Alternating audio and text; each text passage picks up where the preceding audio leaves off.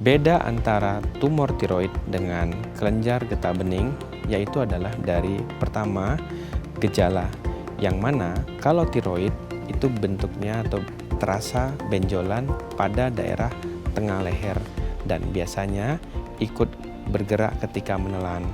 Namun kalau dia kelenjar getah bening, maka benjolan tersebut biasa di sekitar dari mulai leher bagian samping bahkan sampai ada di bawah telinga dari leher tersebut gitu.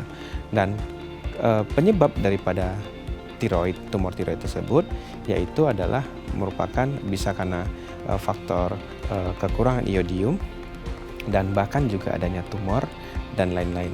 Namun kalau untuk kelenjar getah bening dapat disebabkan oleh faktor infeksi dan juga merupakan infeksi pada gigi berlubang ataupun pada seperti TBC kelenjar getah bening. Dan kemudian jika sahabat-sahabat Diet TV menemukan keluhan-keluhan tersebut, dapat memeriksakan ke fasilitas kesehatan terdekat.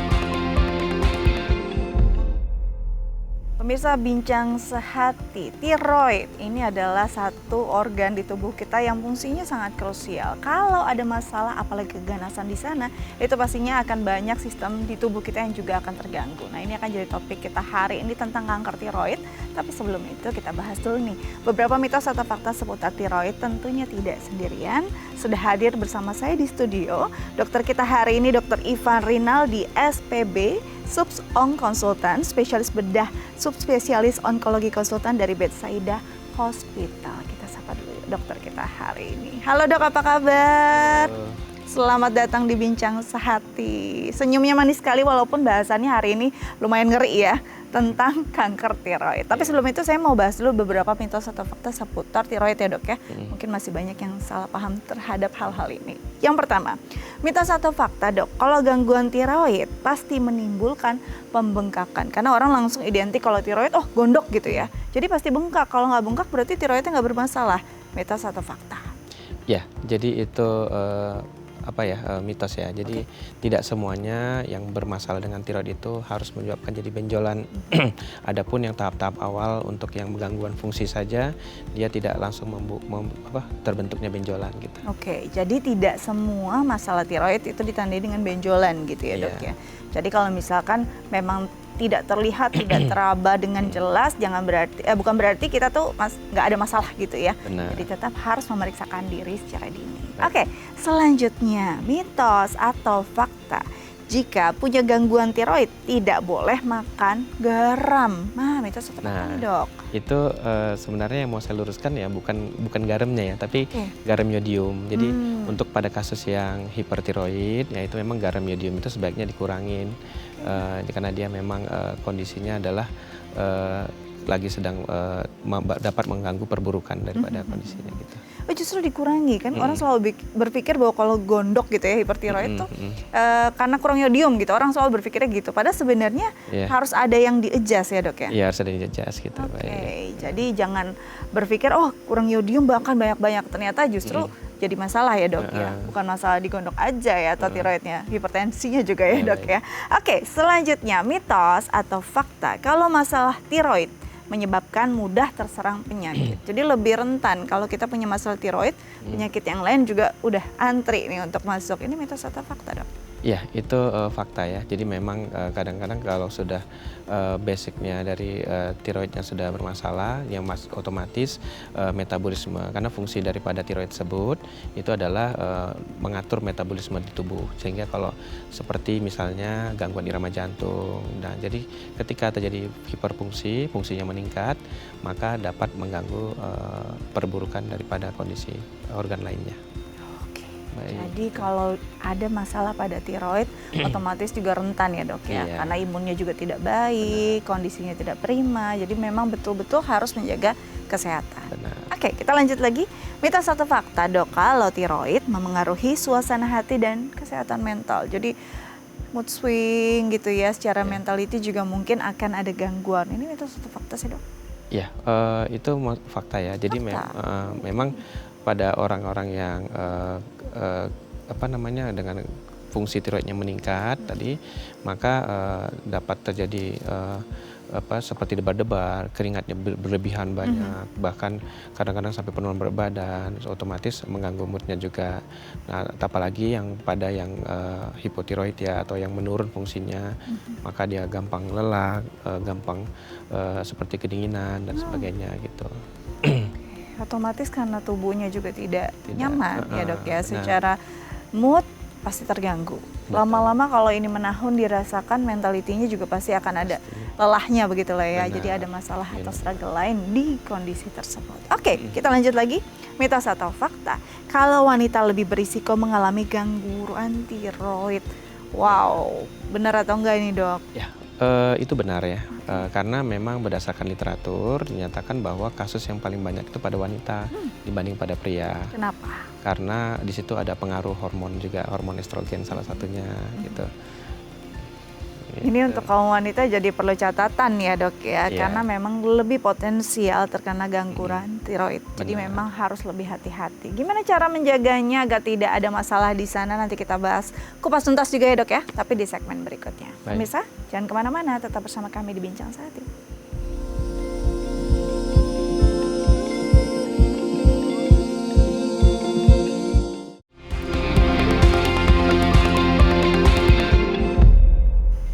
Ya pemirsa, kembali lagi bersama kami di Bincang Sehati. Kita bahas tema utama kita hari ini tentang kanker tiroid. Dan untuk pemirsa di rumah yang mungkin punya pertanyaan terkait tema kita hari ini, boleh menelpon kami di 0212903244 atau DM ke Instagram kami di @bincang_sehati.tv. Kita lanjut lagi dengan dokter kita hari ini, Dr. Ivan Rinaldi SPB, Subs-Onc Konsultan, spesialis bedah, subspesialis onkologi konsultan dari Bethsaida Hospital. Sebelum kita bahas keganasannya pada tiroid, kita bahas dulu tiroidnya dulu ini dok ya. Tiroid itu kadang-kadang mungkin orang banyak sekali mendengar, tapi nggak kenal di mana sih tiroid itu berada, seperti apa sih bentuknya dan apa fungsinya. Kita kenalan dulu. Tiroid itu sebenarnya apa tuh dok? Ya, baik. Mungkin orang awam taunya ya, tiroid itu sering disebut dengan gondok ya. Iya. Jadi kalau dia sudah mulai terasa membesar, baru dia bilang gondokan ya, mungkin gondokan atau penyakit gondok. Nah, jadi tiroid itu sebenarnya merupakan salah satu endokrin atau kelenjar pada di tubuh kita itu yang menghasilkan hormon tiroid. Itu letaknya pas di depan saluran nafas kita atau trakea. Nah, di situ bentuknya seperti kupu-kupu, yang mana normalnya harusnya dia tidak teraba dan tidak membesar gitu normalnya. Itu normalnya ya. Berarti posisi ada di mana dok? Posisi pas di depan leher. Oh, di sini di depan persis leher ya? persis. Oke. Dan biasanya akan ketika ada perubahan bentuk, ketika kita periksa dia akan ada dengan cara dipegang atau dipalpasi, dia akan ada gerakan ikut bergerak ketika pasien disuruh menelan. Nah, gitu. Oke. Seperti itu. Kalau dia Areanya terlalu itulah ya. besar. Nah ini berarti posisi di sini kalau tidak ada kendala dia tidak teraba, tidak Iya, terlihat. normalnya begitu. Oke, ini sudah mengenal gitu ya di mana anatominya dulu ya. Betul. Setelah itu fungsinya apa? Ini kan ada tadi dokter bilang bahwa ini salah satu endokrin kan, memang ya endokrin yang memang fungsinya pasti krusial untuk tubuh kita. Apa aja tuh dok? Baik, jadi adapun fungsi daripada tiroid ini itu untuk mengatur salah satu metabolisme kita, membantu mengatur metabolisme kita, kemudian mengatur penyerapan kalsium dan kemudian zat-zat makanan kita, protein dan sebagainya, dan kemudian lagi dia juga berfungsi untuk mengatur metabolisme kita. Gitu.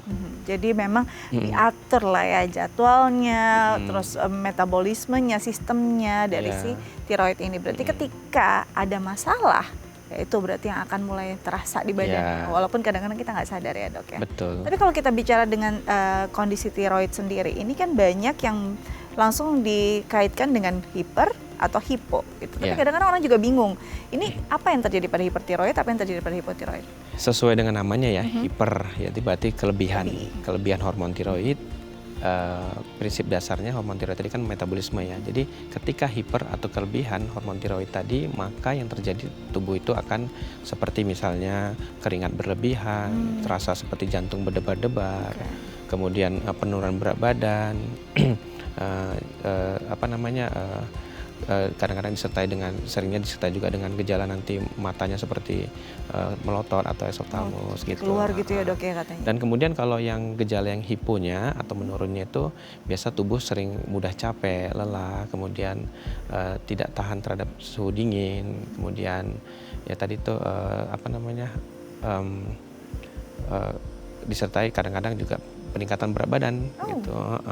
Ini seperti kayak ada dua sisi yang saling berlawanan ya. Iya, Ketika hiper gitu. dengan hipo kondisinya berbeda ya dok. Betul. Yang satu nggak tahan panas, satu nggak tahan dingin misalnya Iya, gitu ya. benar. Bahkan yang satu kurus tanpa kita tahu kenapa drastis Iya. turun, ini tiba-tiba menggemuk gitu ya dok. Betul, Mbak. Oke, nah kalau kita bicara tentang tiroid yang terganggu, tadi memang yang paling sering terjadi ya hiper dan hipo. Tapi kalau dilihat faktornya, apa sih dok yang menyebabkan gangguan pada tiroid sendiri?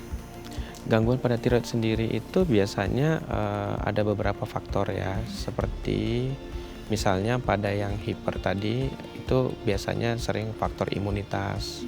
Imunitas ya kayak misalnya penyakit Graves, kemudian kayak yang pada imunitas juga bisa terganggu, yaitu seperti pada yang kasus hipotiroid, seperti Hashimoto dan sebagainya gitu.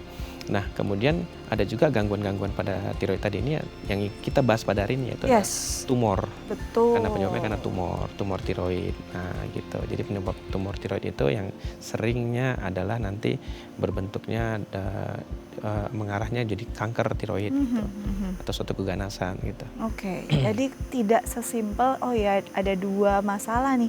Kalau nggak kurang ya lebih gitu ya. Iya. Tapi ketika ada masalah lain di hormon tiroid tersebut, Iya, benar. di bagian tiroid tersebut pastinya akan juga jadi satu isu ya dok. Benar Mbak Dika. Nah ini kalau kita bicara tentang adanya massa, berarti kan ada, kalau kita bicara tentang tumor ada yang jinak, ada yang ganas. Benar. Nah sebelum sampai ke ganasan, ini kan pasti ketika jinak sifatnya tidak akan berubahkah atau bisa bermutasi?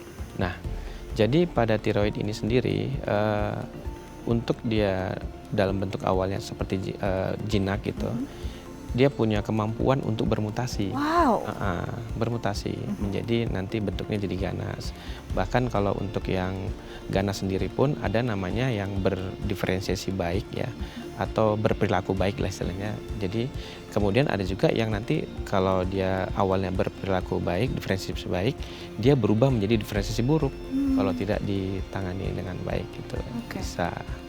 Dok, kalau bicara tentang si tumor, ini kan mungkin di awal-awal stage-nya apakah sudah bisa dirasakan ada perubahannya atau mungkin sudah terabakah? Namanya juga kan awam ya dok ya, kadang-kadang kalau misalnya ada suatu hal yang bengkak, ya udah deh oles-oles apa dulu gitu kan, berpikir. Tapi kalau untuk tumor di area tiroid ini gimana dok?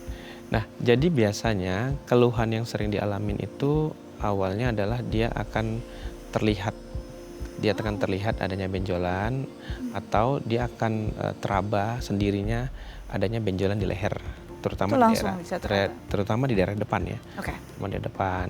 Kemudian keluhan yang berikutnya lagi biasanya itu kalau yang ciri-cirinya adalah nanti udah mulai makin membesar, maka mulailah gangguan perubahan suara.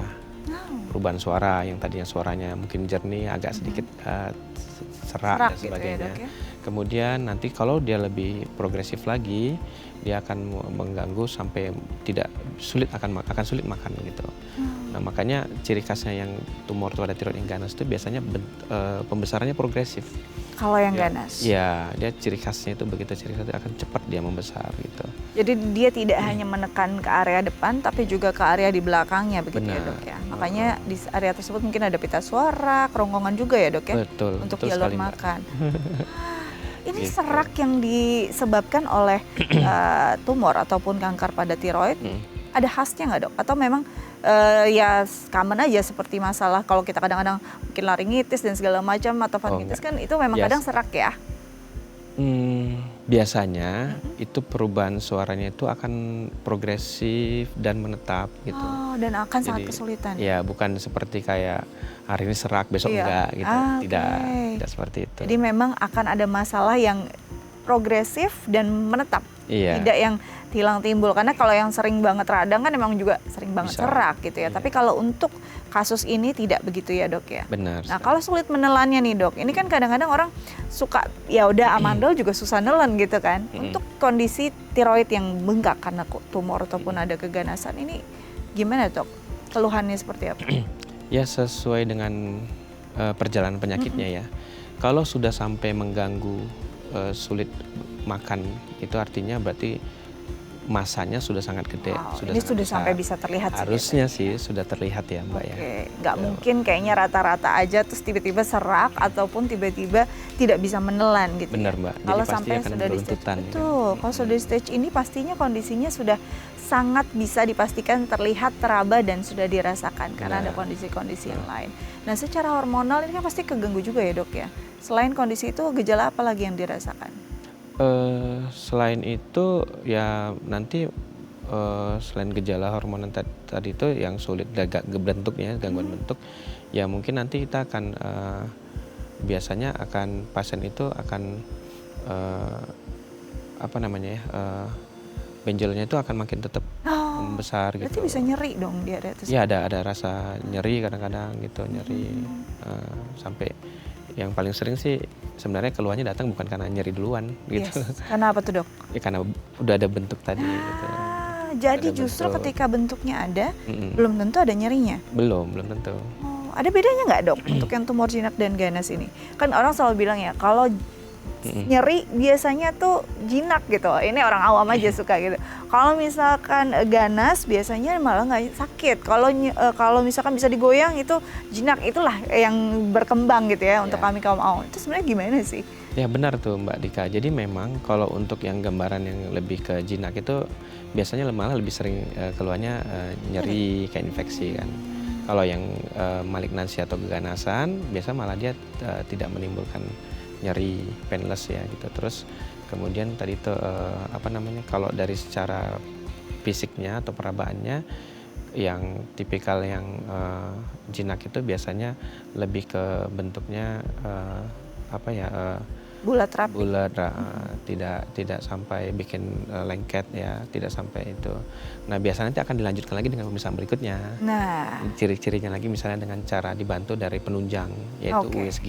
ini apa aja dok penunjangnya? Tepat banget nih dokter menyinggung ini. Kan kalau tadi kita lihat ya pasti akan ada pembengkakan, bisa teraba dari Iya. luar. Tapi kan kita harus untuk tegak diagnosa ya ada pemeriksaan penunjang Ya, gitu ya. jadi Pemeriksaan penunjangnya apa aja dok? pemeriksaan penunjangnya itu bisa dalam bentuk nanti USG ya. Yang paling apa tuh awal USG. Jadi kalau untuk menentukan ganas itu ada 3 triasnya biasanya, itu ada pemeriksaan fisik tadi sudah atau anamnesis, kemudian nanti kita dengan imaging USG ya kan, atau kemudian baru nanti yang terakhir setelah sudah ada gambaran ke arah sana kita akan melakukan namanya biopsi jarum halus atau fine needle aspirasi biopsi. Nanti itu dengan cara diambil dengan jarum halus, diperiksa selnya di laboratorium patologi anatomi. Dari situ nanti akan kita bisa sinkroniskan antara gejala klinis, pemeriksaan hasil penunjang USG tadi, dan hasil FNAB-nya. Kalau dari situ sudah tegak mengarah ke ganas, ya baru kita akan bersikap terhadap ganasan pada tiroid. Gitu. Jadi kadang-kadang orang enggan untuk biopsi karena nanti jadi nyebar. Ini mungkin mitos yang harus diluruskan. Sebenarnya gimana sih dok? Ketika kan kalau kita mau tahu ini sifatnya seperti apa, mau nggak mau harus diambil dong selnya begitu ya. Gimana dokter menanggapi hal ini sebagai spesialis bedah khusus onkologi pula ini? Ya, itu mitos Mbak. Nah. Udah sering saya dengar. Jadi memang pertanyaan yang selalu muncul setiap pasien datang pertama kali adalah, dok nanti kalau di biopsi takutnya nyebar dok, kan gitu. Salah, sebenarnya biopsi itu merupakan bagian yang bahkan itu yang paling penting daripada tindakan suatu untuk menegakkan itu jinak atau ganas gitu. Mungkin ketika masuk Justru udah memang sudah menyebar sebelumnya begitu ya. Ya, Jadi justru, ketika di biopsi memang kondisinya demikian begitu ya dok ya. betul. Jadi sebenarnya proses penyebaran itu memang ada pada si cancer. Yes. Justru kalau yang tumor jinak dia tidak punya karakter menyebar atau invasi. Nah kalau yang cancer itu memang dari sejak bentuk aslinya atau punya karakter asli itu dia memang ada punya sifat menyebar. Jadi biopsi nggak biopsi pun memang akan pasti menyebar gitu loh. Karena itu memang sudah sifat dan karakter dari si kanker, bukan karena tindakan biopsinya. Justru Benar. biopsi lebih cepat untuk bisa menegakkan diagnosanya dan mengenali sifatnya seperti apa. Benar. Ya, Dok ya. Oke, nanti kita lanjut lagi, tapi saya jeda ya Dok ya. Pemirsa, jangan kemana-mana, tetap bersama kami di Bincang Sehati.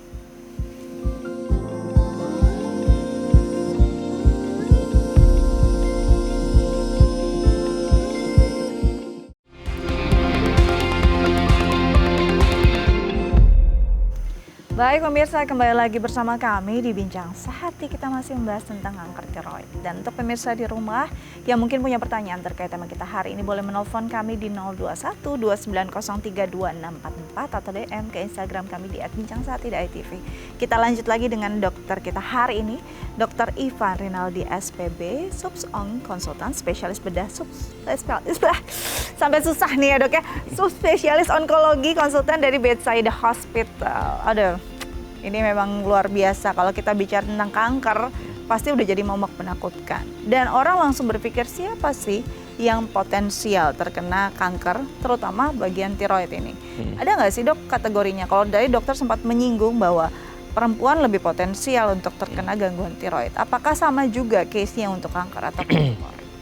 Ya, jadi pada kanker tiroid ini itu penyebabnya sebenarnya sampai saat ini kan belum diketahui. Namun ada beberapa faktor risiko. Oke. Faktor risikonya itu yang tadi saya bilang, salah satunya adalah seperti hormon ya, tadi itu hormon. Kemudian yang paling sering itu adalah nanti paparan radiasi. Jadi saya sudah pernah terpapar radiasi lama, nah itu dia menyebabkan salah satu dari penyebab faktor risikonya itu. Kemudian yang tadi itu juga kita bisa bahas bahwa kekurangan yodium juga bisa gitu. Oke, kalau dari segi usia nih Dok, apakah orang selalu berpikir pasti lansia lah yang akan lebih potensial terkena kondisi-kondisi masalah kesehatan tertentu gitu ya. Kalau yang muda, apalagi yang mobilitas masih tinggi, masih prima gitu ya. Ini kayaknya jauh deh dari kata penyakit, apalagi kena kanker tiroid. Dokter sendiri pandangannya seperti apa? Ya, jadi kalau pada yang usia muda itu, yang memang saya bilang tadi itu ada faktor genetik ya. Faktor genetik, mungkin dia sudah dari riwayat bahwa punya mutasi genetik dari riwayat keturunannya, maka dia punya potensi untuk terjadinya kanker tiroid juga gitu. Jadi walaupun usianya masih muda, masih belia, harusnya tubuhnya kondisinya prima, secara genetik diturunkan mau nggak mau, berarti ada potensi karena kondisi tersebut. Ini kalau kita bicara tentang kanker tiroid sendiri, genetiknya diturunkan langsung kah atau gimana Dok biasanya? Baik, jadi begini Mbak, untuk yang maksudnya faktor keturunan ini, itu kan faktor yang tidak bisa dirubah ya. Namun dia dapat mengurangi dari faktor risiko tersebut. Ya mungkin nanti dengan cara apa? Pola hidup sehat, seperti olahraga, kemudian aktivitas fisik, makan makanan yang sehat gitu. Jadi memang lifestyle ini jadi satu kunci ya. Betul. Apakah kita punya riwayat atau tidak? Kalau lifestyle-nya tidak baik ya, otomatis kita bisa mengundang banyak penyakit. Oke, tadi kita sudah bicara tentang pemeriksaan penuh berat, USG, pastinya pemeriksaan darah dan segala macam, sampai ada memang biopsi yang dengan jarum tadi ya Dok ya. Nah ini ketika hasil biopsinya memang sudah mengarah pada kondisinya sifatnya tumornya jinak atau ganas, apa tindakan selanjutnya? Nah, tindakan berikutnya untuk pada tiroid itu yang pertama adalah pembedahan ya, atau operasi. Kemudian jika tindakan berikutnya lagi yaitu nanti dengan cara di radioablasi ya, radioablasi internal dengan namanya iodium 131, dan kemudian lagi ada juga modalitas terapinya itu dengan radiasi eksternal. Jadi ada radiasi eksternal juga. Nah, namun ada juga lagi nanti modalitas terapinya sampai kemoterapi. Dan satu lagi adalah namanya targeting terapi. Targeting terapi itu yang obat yang untuk mengatasi pada yang tidak mempan lagi atau refraktor dengan penggunaan radioablasi tadi iodium.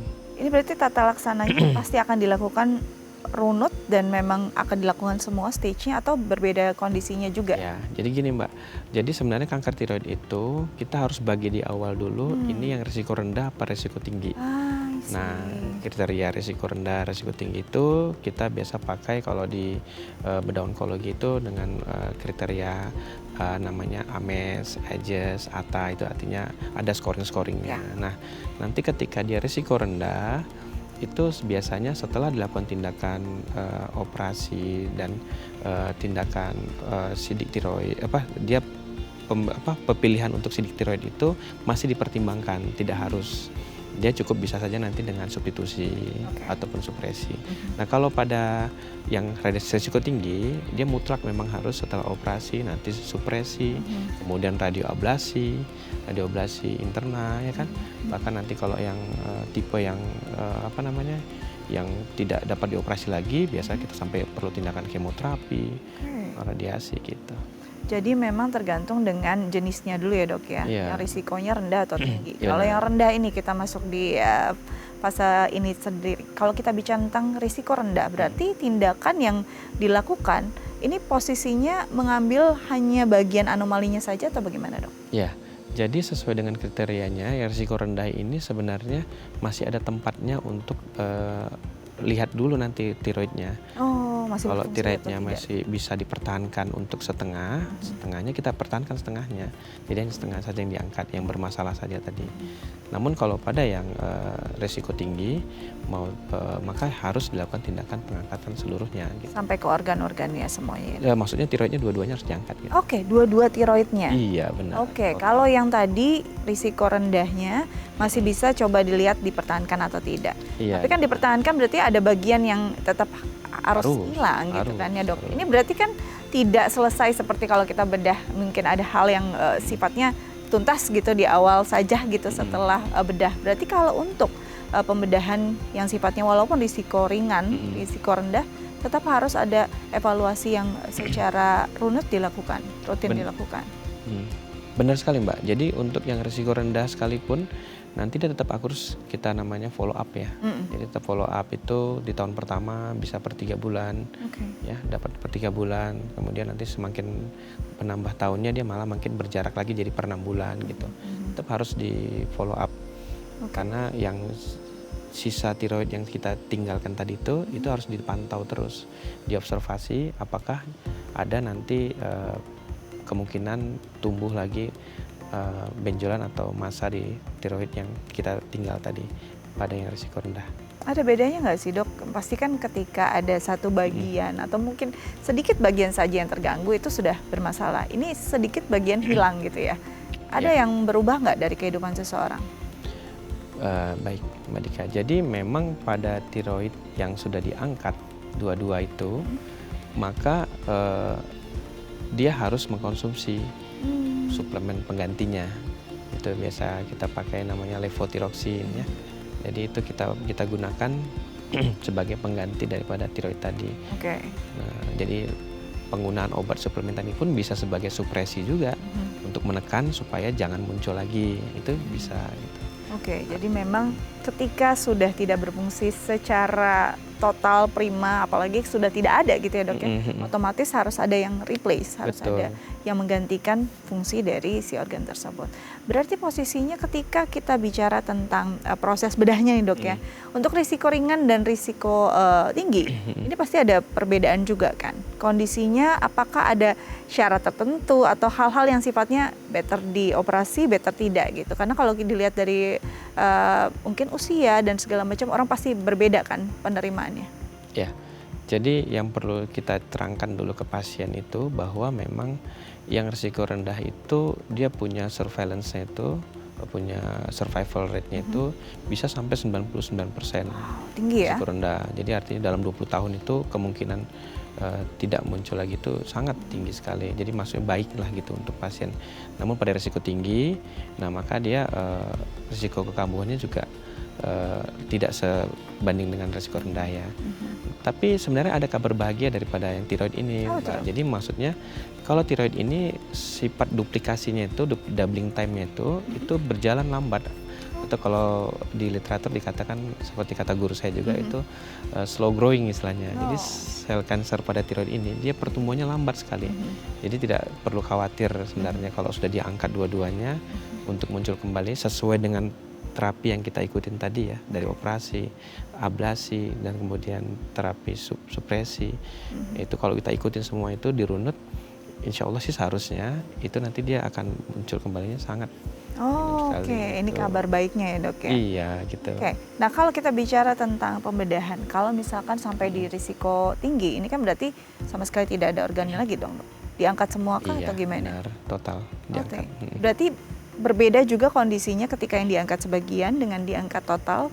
Berarti akan jangka panjangnya tuh berbeda kan dok? Orang langsung berpikir hidup saya kualitasnya gimana nih sampai nanti akhir tanpa adanya si tiroid tadi? Sebenarnya kalau problemnya antara setengah ada apa tidak itu tidak jadi masalah Mbak. Jadi artinya kalau cuma setengah dia justru nggak perlu minum obat pengganti Sama tadi, sekali? nggak perlu. Yang perlu itu ketika diangkat dua-duanya, karena harusnya dengan separuh saja tiroidnya ada masih di tubuh kita itu dia mencukupi untuk produksi hormon tiroid di tubuh kita sendiri. Seharusnya. Iya. Dengan lifestyle yang baik gitu ya dok ya? Iya benar. Nah kalau kita bicara tentang keganasan, orang selalu berpikir ini penyebarannya gimana? Kan pasti progresnya juga luar biasa. Biasanya apa yang paling khas ketika seseorang terkena keganasan pada tiroidnya, dia akan menyebar atau mungkin komplikasinya demikiannya seperti apa dok? Ya, penyebaran yang paling sering pada tiroid itu biasanya kelenjar getah bening Mbak.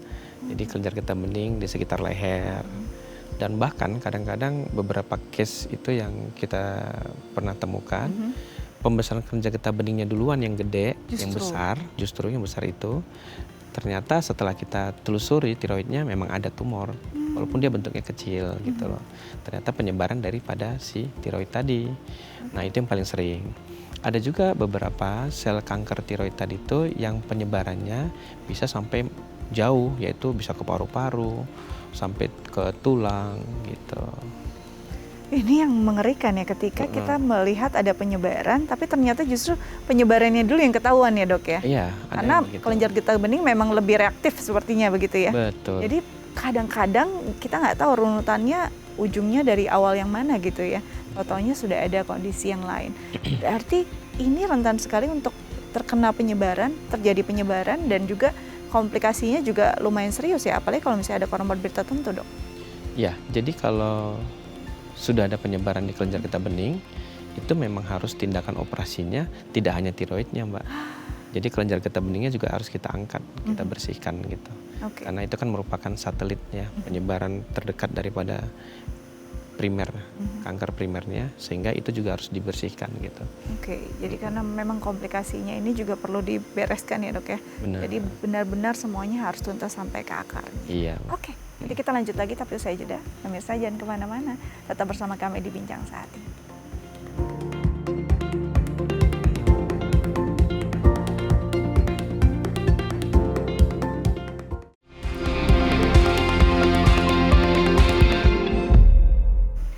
Baik pemirsa, kembali lagi bersama kami di Bincang Sehati. Kita akan lanjut lagi dengan tema utama kita tentang kanker tiroid. Untuk pemirsa di rumah yang mungkin punya pertanyaan terkait tema kita hari ini, boleh menelpon kami di 0212903244 atau DM ke Instagram kami di @bincang_sehati.tv.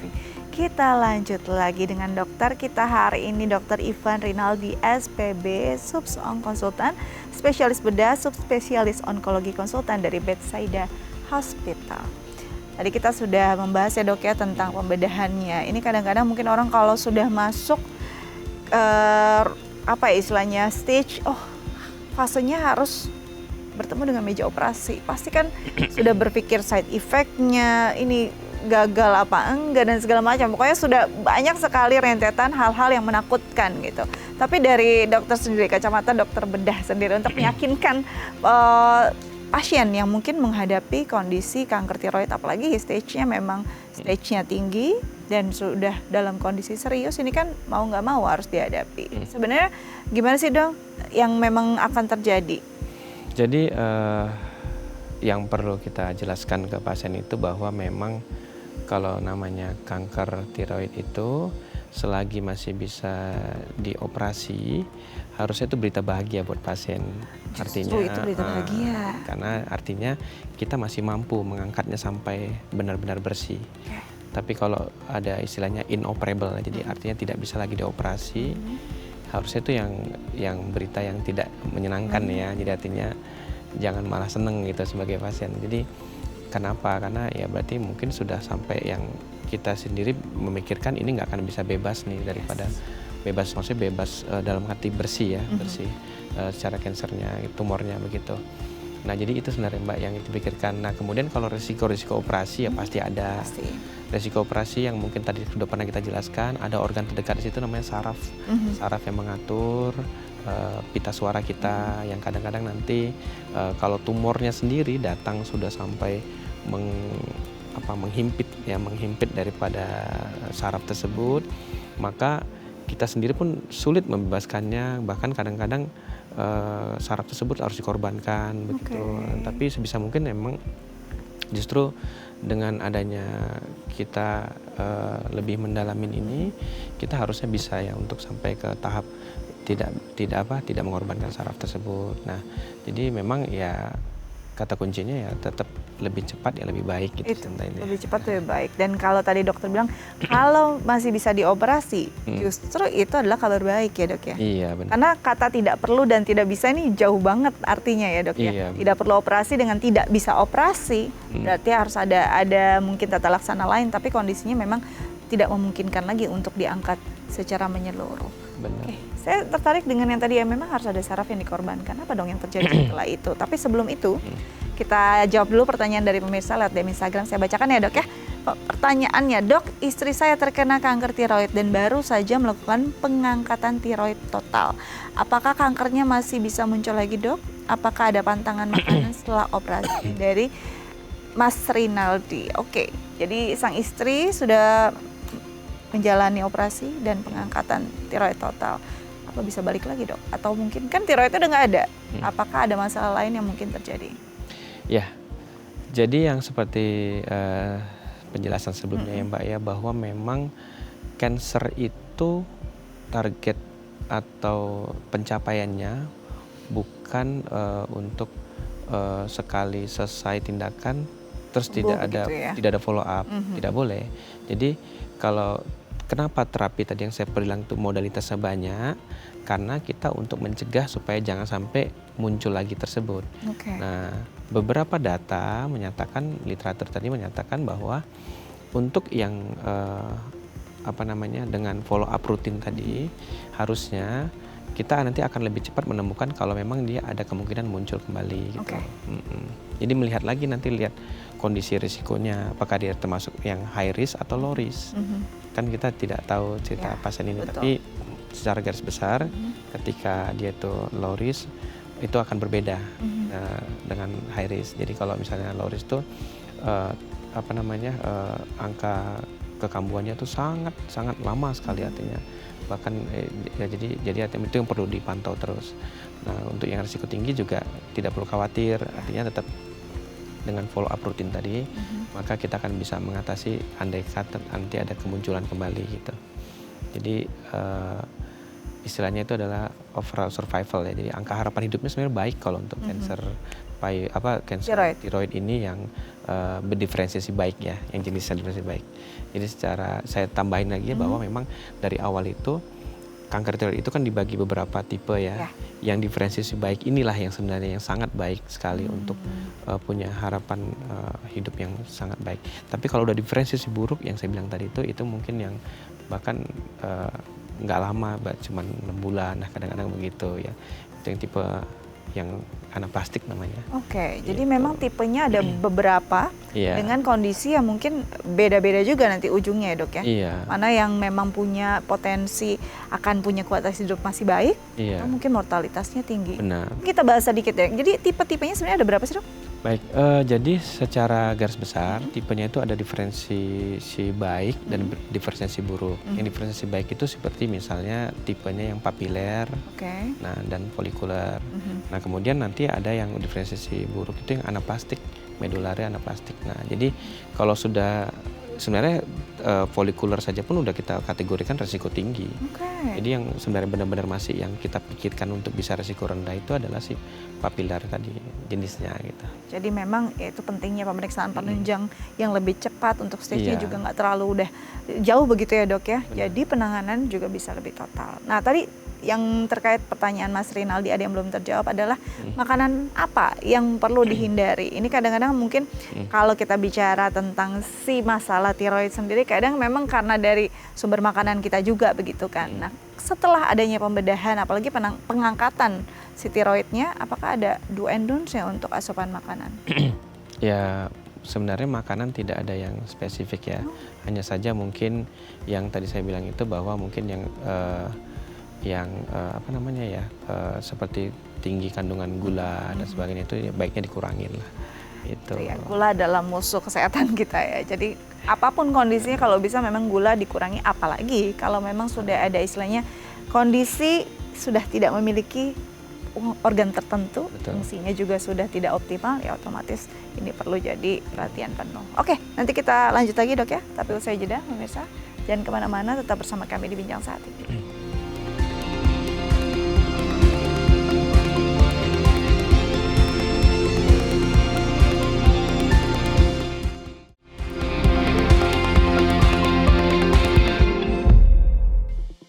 Pemirsa kembali lagi bersama kami di Bincang Sehati, masih membahas tentang kanker tiroid. Dan untuk pemirsa di rumah yang punya pertanyaan boleh menelpon kami di 0212903244 atau DM ke Instagram kami di @bincangsehati.tv. Kita masih bersama dengan dokter kita hari ini, Dr. Ivan Rinaldi SPB, konsultan spesialis bedah, subspesialis onkologi konsultan dari Bethsaida Hospital. Oke, dok, kalau kita bicara tentang orang yang memang kondisinya kanker tiroid, otomatis memang secepat-cepatnya pembedahannya itu lebih baik dilakukan dibanding ditunda-tunda, akhirnya malah sama sekali nggak bisa ada pembedahan ya dok ya, karena sudah menyebar. Kondisi apa yang tidak lagi memungkinkan seseorang untuk melakukan pembedahan atau dilakukannya operasi dok? Baik Mbak Dika, jadi sedikit saya lurusin ya. Iya. Jadi artinya ada kondisi yang memang sebenarnya kanker tiroid itu tidak mutlak harus langsung operasi ya. Jadi ada tempatnya namanya di terapi medikamentosa dulu, yaitu dengan cara disupresi dulu dengan obat-obatan tadi. Namun jika gagal, baru kita masuk tindakan operasi. Oke. Karena maksud pengertian tadi itu adalah tindakannya itu adalah pilihannya itu yang harusnya itu gitu. Nah, kenapa pada tiroid sendiri itu kita tidak langsung segera kayak buru-buru tadi ya seperti itu melihat situasi itu, karena yang misalnya tadi yang risiko rendah nih, yang dia benjolannya tidak terlalu besar, kemudian itu masih ada tempatnya untuk kita dengan terapi supresi dulu, melihat ukurannya gitu kan, di terapi supresi dulu. Nah kemudian satu lagi nih misalnya ada gangguan fungsi juga disertai tumor, disertai gangguan fungsi. Nah kita biasa akan terapi dulu nih gangguan fungsinya. Kita terapi dengan cara diturunkan dulu fungsinya. Jadi gangguan utama daripada tiroid ini ada dua, bentuk dan fungsi. Nah kalau sudah bentuknya kan jelas tadi nih, memang ada tumor ditemukan massa. Fungsinya juga ternyata bermasalah, kita tanganin dulu fungsinya. Nah jadi fungsinya ditanganin dengan rentang waktu bisa sampai 6 bulan, bahkan sampai ada yang 2 tahun.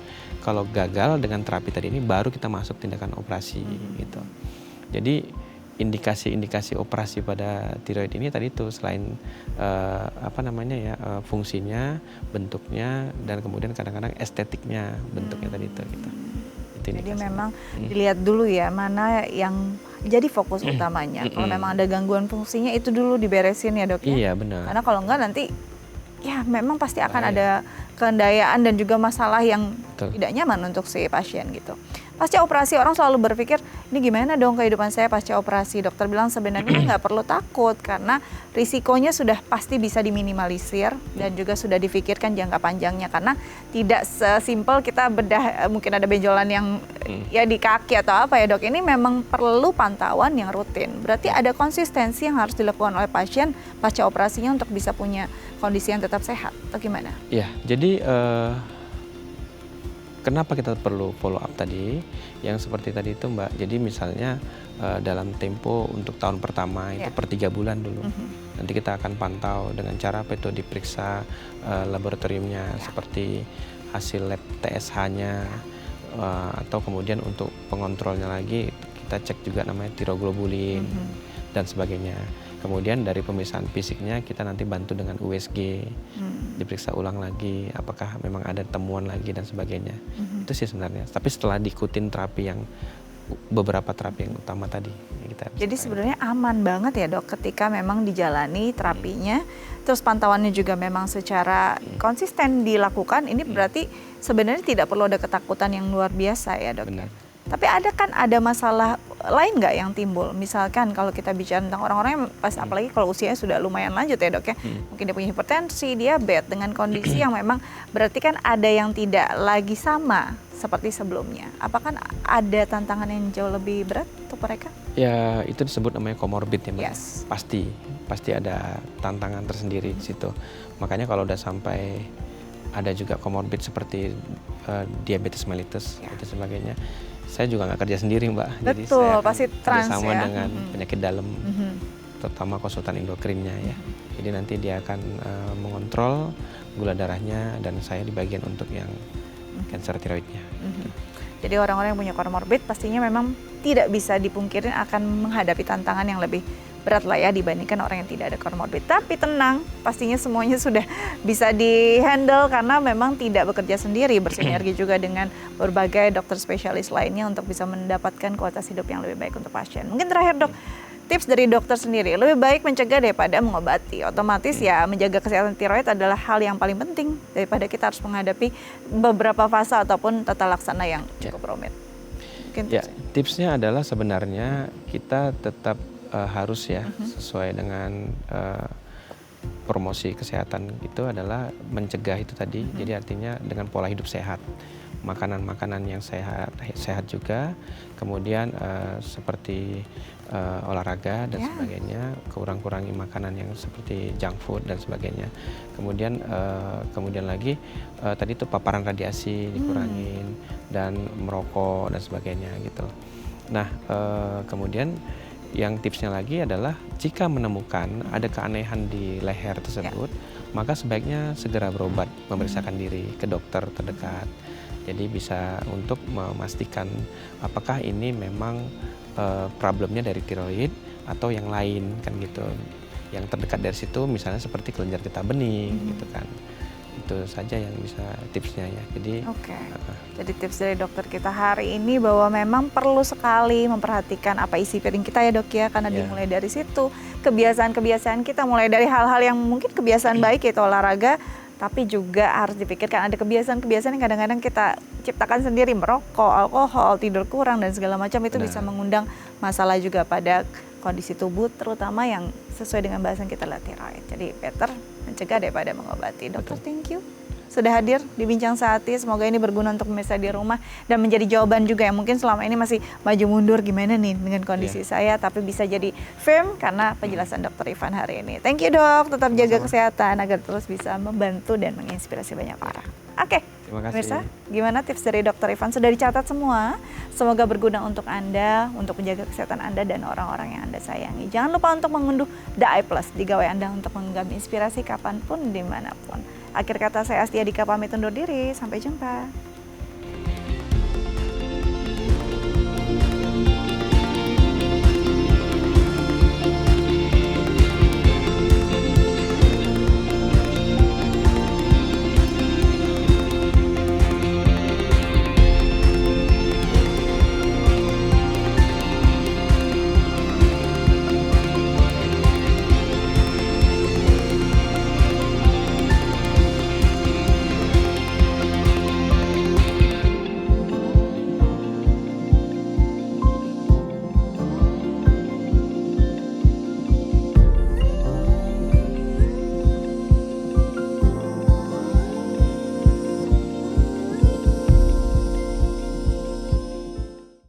Kita akan membahas mengenai kaki nyeri. Kita ketahui kalau kaki nyeri itu sebetulnya penyebabnya banyak sekali. bisa karena suatu peradangan, bisa karena suatu trauma, atau penyakit-penyakit lain. Bisa mengenai masalah pembuluh darah, bisa mengenai persarafannya, bisa mengenai otot, bisa mengenai tulang, bisa mengenai sendi, atau yang lain-lainnya. Jadi banyak sekali, atau kombinasi dari hal-hal tadi yang saya sebutkan. Nah, bagaimana kita memisahkan ini untuk mencari penyebabnya apa sih? Nah, ini yang menjadi masalah tentunya. Karena tentunya perlu observasi, karena nyerinya bisa sifatnya itu berbeda. Misalnya nyeri pada sendi, karena baik itu karena memang suatu peradangan atau suatu trauma, biasanya itu berkaitan dengan gerakan dari si sendi tadi. Kalau sendi tadi digerakkan akan timbul nyeri. Kalau misalnya karena trauma itu bisa karena kecelakaan, kita kebentur atau apa, atau trauma atau benturan yang tanpa kita sadari sedikit-sedikit.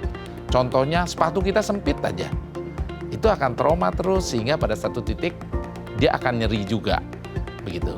Ya, itu yang harus kita pahami betul dari sifat nyerinya. Nah, ada nyeri yang lebih spesifik, yaitu nyeri pada yang kita bilang penyakit arteri perifer atau gangguan pembuluh darah, aliran darahnya nggak cukup.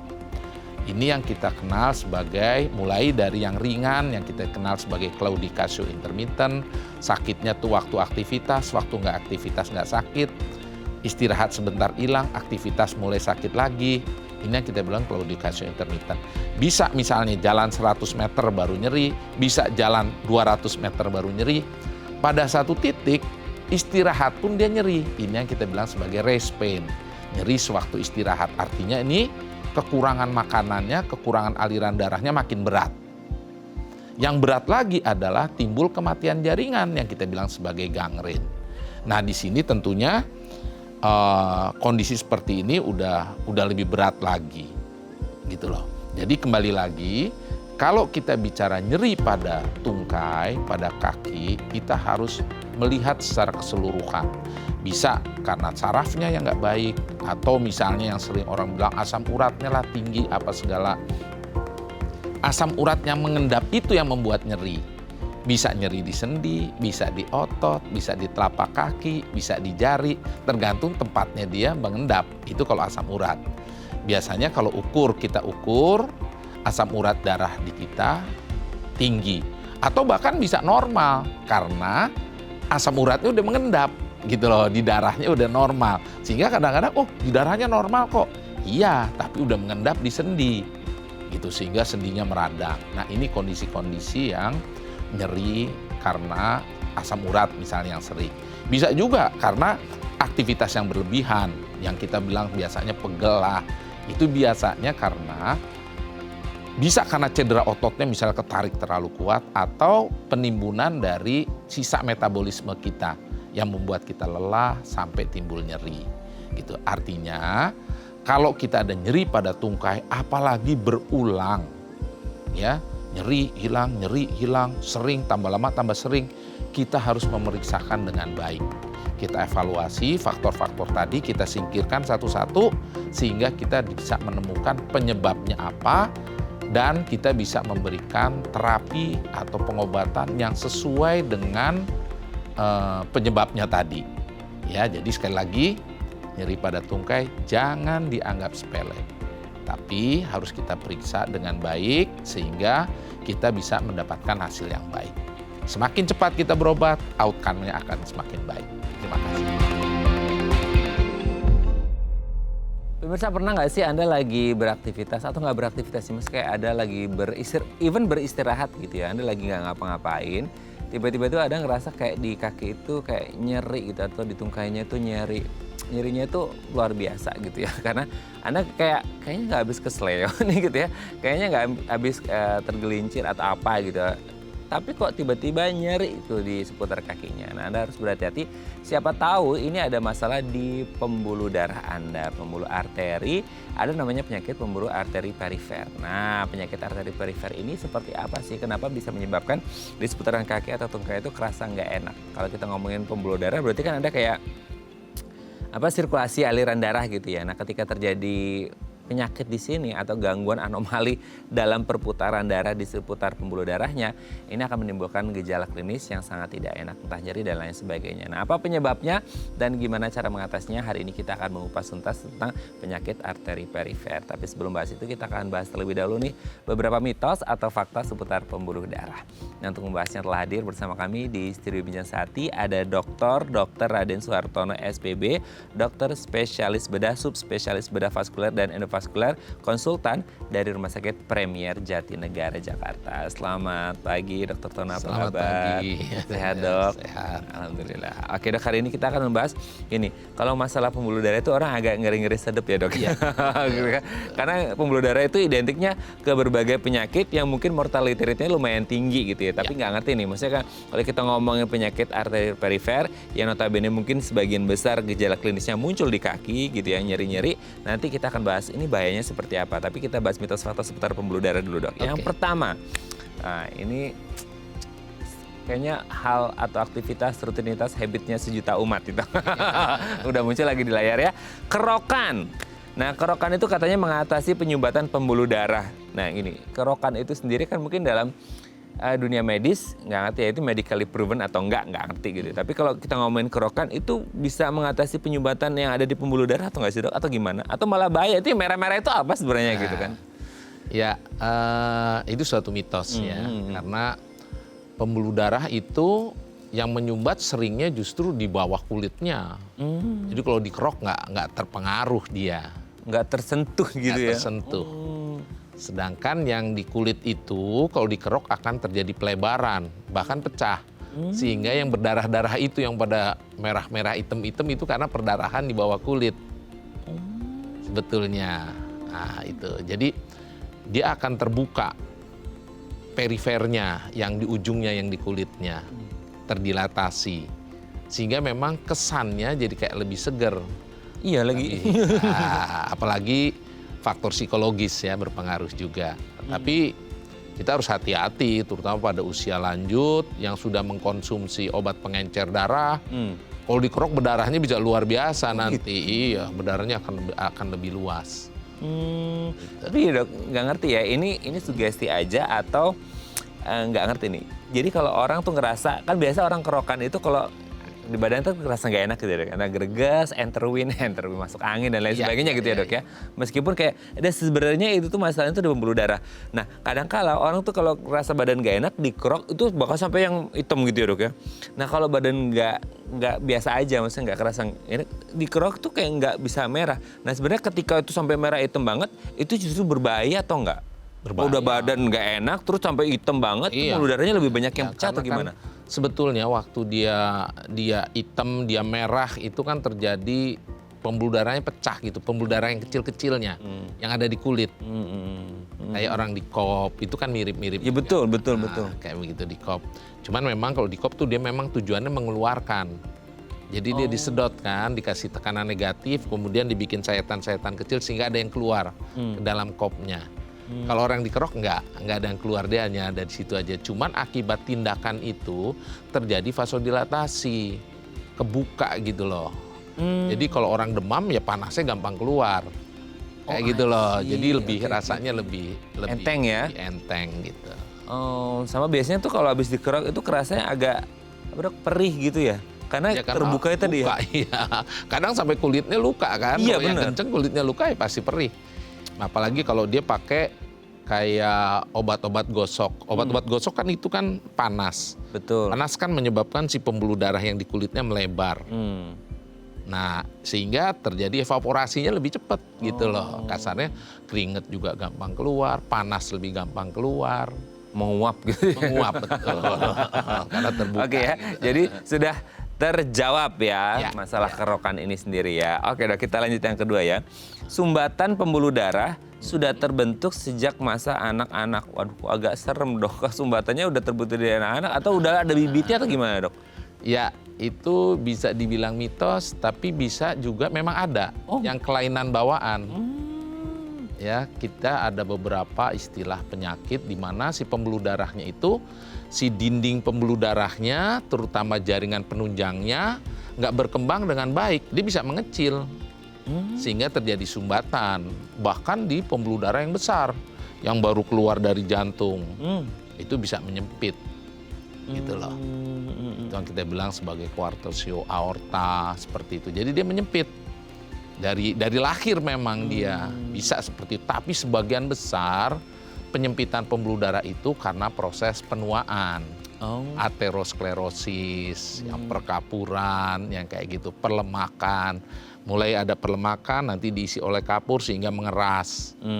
Yang kita bilang sebagai aterosklerosis. Akibat dari aterosklerosis ini, si lumen bagian dalam dari pembuluh darahnya akan mengecil karena kedorong gitu loh. Disitulah mulai timbul penyumbatan. Itu yang secara kronis, yang perlahan-lahan. Tapi ada proses yang dibilang akut. Akut itu karena ada bekuan. Nah, kalau bekuan kan mendadak kan nyumbatnya. Betul. Itu jadi ada yang dibilang akut, ada yang berjalan secara kronis pelan-pelan, sedikit-sedikit. Kalau kita bicara penyumbatan pembuluh darah seperti itu. Berarti kalau kayak yang karena proses aging ya dok ya, orang tua gitu kan ya secara umur karena bertambah ya mungkin salah satunya tadi ya aterosklerosis kan orang bilang kayak oh pembuluh darahnya orang lansia itu kayaknya lebih kaku gitu ya, semakin mengkaku gitu ya, lebih stiff ketika mereka menjelang lansia atau lansia. Berarti itu juga faktor risiko ada sumbatan juga gitu ya? Ya, karena pembuluh darah itu kan bukan seperti kayak pipa. Dia ada ngikutin gerakan jantung. Gerakan jantung kan ada sistolik, ada diastolik. Dia mompa, dia rileks. Jadi si pembuluh darah juga tekanannya juga begitu. Makanya kalau kita raba berdenyut. Betul. Bukan seperti selang yang itu gitu. Nah, pada satu titik karena dia pinggirnya sudah menebal, kemudian ada perkapuran, dia jadi keras. Dia seperti kayak cup aja, kayak cubing aja gitu, tanpa ada denyutan. Nah itu udah keras begitu, tadi yang saya bilang, selain dia kerasnya keluar, dia ke dalam juga. Nah ke dalam itulah yang membuat suatu penyumbatan atau penyempitan. Oke. Tapi kalau yang bawaan dari lahir itu, biasanya faktor risikonya apa? Atau nggak ngerti, lahir aja begitu? Bawaan dari lahir itu biasanya arahnya adalah kelainan pada dinding pembuluh darahnya, jaringan penunjangnya. Jadi waktu di dalam kandungan pun nggak berkembang dengan baik, gitu loh. Karena memang ada kelainan di situ. Dia bisa menyempit, bisa membuat suatu kantong yang membesar, atau malahan yang kita bilang malformasi. Malformasi itu bentuknya salah, gitu. Waktu proses pembentukannya, seharusnya dia merupakan suatu saluran. Ini ada yang membesar, ada yang mengecil, ada yang bocor, ada macam-macam gitu. Oke, jadi malformasi ya gitu ya. Itu yang jadi bentuknya tidak sesuai dengan yang harusnya gitu ya. Mal kan salah, form bentuk. Betul ya. Jadi bentuknya yang salah gitu ya dok ya. Oke, kita lanjut yang ketiga dok. Hanya kolesterol yang memengaruhi kesehatan pembuluh darah. Nah ini kan kalau kita ngomong kolesterol itu kayaknya udah public enemy banyak orang ya dok ya. Karena kalau pembuluh darah udah nih kayaknya harus hindari kolesterol gitu. Apakah kolesterol itu the only one faktor yang akhirnya berpengaruh pada pembuluh darah atau gimana dok? Enggak. Jadi pembuluh darah itu kalau menjadi suatu penyumbatan itu multifaktor. Multifaktor. Artinya semakin banyak faktornya, risknya makin besar. Kita nggak bilang penyebab, tapi kita bilang risk faktor. Gitu. Kalau penyebab misalnya saya luka terinfeksi penyebabnya kuman, nah itu penyebab. Kalau ini kita bicara resiko. Artinya semakin banyak risk faktornya, kemungkinan kenanya makin luas, makin besar gitu loh. Itu esensinya di situ. Jadi kalau tadi yang dibilang kolesterol, ya itu adalah risk faktor. Kenapa? Karena kolesterol kan ada dua yang kita bilang kolesterol jahat, kolesterol yang baik gitu loh. Jadi LDL sama HDL, kalau istilah low density sama high density. Ini keseimbangan yang paling penting. Karena kalau nggak keseimbangan, yang low terlalu tinggi, di situ mulai dia masuk ke dalam dinding pembuluh darah, terjadi kayak ada foam gitu loh, kayak ada foam di bagian dalam lapisan pembuluh darah. Nah ini nanti akan makin besar, kemudian diisilah oleh tadi kalsium, sehingga mulai mengeras. Itu proses dari aterosklerosis. Tapi proses ini bukan satu-satunya. Misalnya pada diabetes juga akan memperburuk dinding pembuluh darah. pada pasien-pasien yang gagal ginjal, karena rontok dinding pembuluh darah itu lebih cepat. Kemudian juga pada pasien-pasien hipertensi. Nah itu. Karena kan dindingnya terlalu tegang gitu loh, lama-lama dia juga rusak. Pada pasien-pasien yang perokok. Perokok ini juga luar biasa ini. Perokok ini luar biasa karena saya lupa ada beberapa macam zat itu hampir semuanya membuat dinding pembuluh darah nggak bagus. Gini dok, boleh ya nanya seputar rokok? Iya. Rokok yang konvensional atau yang vaping sekarang kan banyak yang excuse, Iya. nggak ini aman kok gitu. Tadinya memang orang berpikiran begitu, tapi ternyata dalam penelitian akhir-akhir ini itu juga nggak bagus ternyata. Dan dulu kan vape ini buat mengurangi orang rokok. Ternyata sekarang yang rokok tetap, yang vape-nya naik. Jadi dua double. Ya dok ya. Oke, kalau faktor aging, Anda nggak bisa menghindari karena itu faktor yang tidak bisa dimodifikasi. Tapi kalau ngerokok ya harusnya bisa. Atau yang tadi disebut kayak sindrom metabolik, entah kayak hipertensi, diabetes dan sebagainya, itu juga sebenarnya memodifikasi lifestyle juga penting gitu ya. Kecuali aging. Ya kalau dikasih aging alhamdulillah sebenarnya. Tapi agingnya bagus atau enggak gitu ya. Oke dok, kita lanjut yang keempat ya. Banyak minum itu katanya bisa membersihkan plak pembuluh darah. Nah maksudnya untuk menyapu, mendetoks si plak pembuluh darah. Betul nggak sih kalau plak pembuluh darah itu bisa didetoks, dibersihin dengan minum banyak air? Kan air ke pencernaan dok, air darah di darah gitu atau gimana? Jadi sebetulnya itu mitos ya. Karena gini, air yang ada di kita kadang nggak berhubungan dengan air yang ada di dalam pembuluh darah. Tetapi kalau kita kekurangan air di dalam pembuluh darah itu akan lebih kental. Nah, makanya kalau kita periksa laboratorium itu ada Hb, hemoglobin, ada HT, hematokrit. Hematokrit ini yang menggambarkan kekentalannya. Misalnya orang Hb-nya 15. Normalnya hematokritnya tuh 3 kalinya, berarti 45. Kalau dia dehidrasi, Hb-nya 15, hematokritnya bisa 50, bisa lebih tinggi. Over ya. Artinya dia kekurangan cairan, gitu loh. Jadi cairan itu kan satu di saluran cerna, diserap, masuk ke dalam pembuluh darah, dibuang ke lewat ginjal, atau lewat keringat, atau lewat saluran cerna. Itu prosesnya. Jadi memang kita membutuhkan air yang banyak supaya darah kita ini tidak kekurangan air gitu loh. Karena kalau badan kita kekurangan air, salah satu yang ditarik adalah satu dari jaringan, yang berikutnya dari pembuluh darah. Gitu loh. Berarti intinya minum banyak air, terhidrasi dengan baik, membuat darah tidak begitu kental sehingga nilai HT-nya tidak terlalu tinggi. Betul. Tapi tidak serta-merta membersihkan plak dalam pembuluh darah. Betul, karena beda lagi. Prosesnya beda lagi. Ya, ini beda posnya gitu ya. Dia hanya membuat darah itu lebih encer lah, nggak terlalu kental. Gitu. Ya. Karena di titik tertentu udah nggak bisa lagi tuh air masuk ke dalam pembuluh darah. Dia akan berada di luar pembuluh darah. Makanya orang kalau kebanyakan air ada yang bengkak, kalau kencingnya nggak bagus, minumnya banyak. Ke pasien-pasien yang gagal ginjal kan, kencingnya sedikit, dia minum banyak, bengkak badannya. Air itu nggak ada di dalam pembuluh darah, tapi di luar pembuluh darah, di rongga-rongga tertentu, gitu loh. Oke, tersimpan di rongga-rongga tertentu di luar pembuluh darah gitu ya. Bukan semuanya langsung masuk ke pembuluh darah gitu. Jadi bukannya bersihin pembuluh darah malah jadi kembung. Oke dok, kita lanjut yang terakhir ya. Olahraga katanya bisa membuat pembuluh darah lebih lentur. Nah gimana dok? Ya, prinsipnya sebetulnya kalau organ kita tuh ya kayak pembuluh darah apa segala, semakin kita pakai semakin bagus dia. Jadi jangan diawet-awetin, didiemin gitu, biar awet, enggak. Justru kalau dia diajak bergerak, diajak aktif, dia kelenturannya lebih bagus. Dan kalau kita exercise, olahraga, artinya kan satu titik tekanannya tinggi karena kebutuhan kan, satu titik rendah. Begitu dia istirahat, dia turun lagi. Disitulah gunanya dia, si pembuluh darah jadi lebih lentur gitu loh.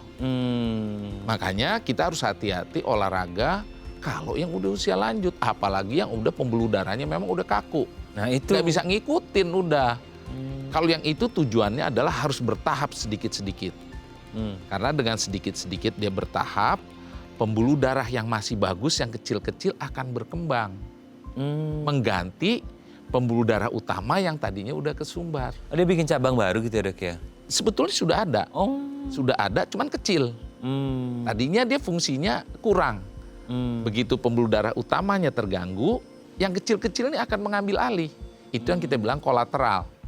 Di jantung misalnya habis operasi bypass, habis di stent, disuruh exercise. Karena yang di stent, yang di bypass ini bisa aja mengecil lagi. Tetapi itu kesempatan buat yang kecil-kecil mengambil alih. Begitu juga di perifer, di kaki. Dengan dia exercise, walaupun pembuluh darah utamanya kesumbat, kalau kolateralnya cukup banyak, dia nggak ada keluhan bisa. Bisa di backup sama kolateralnya ya? Betul. Nah itu dilatih dengan olahraga tadi. Nah olahraga yang cocok terutama untuk mereka yang mungkin lansia atau aterosklerosis sudah mulai kaku, itu intensitas yang sedang, ringan, Ya, berat? prinsipnya dia akan menyesuaikan, bertahap sesuai dengan kondisinya. Jangan dipaksain.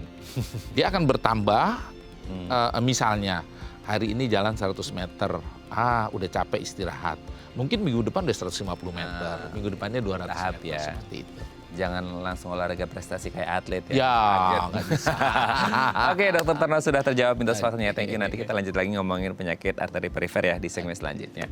Oke, pemirsa, kami akan kembali saat lagi tetap bersama kami di Bincang Sehati.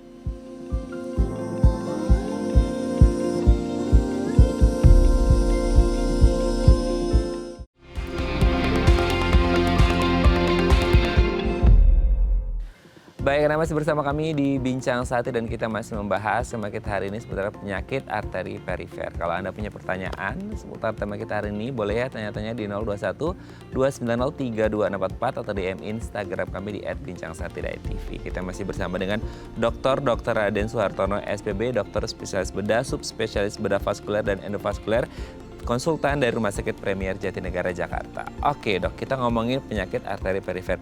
Sebelum kita ngomongin penyakitnya, ini kita bedah breakdown dulu ya dok ya, arteri dan perifer. Nah mungkin ini kan orang-orang taunya arteri itu jalan, jalan arteri gitu ya. Jalan protokol, jalan arteri, jalan tol gitu. Nah tapi arteri ini secara medis, ini by definition apa dan perifer ini apa? Sehingga akhirnya terjadilah perpaduan antara arteri dan perifer disebut sebagai satu kondisi penyakit tertentu gitu. Gimana dok? Ya.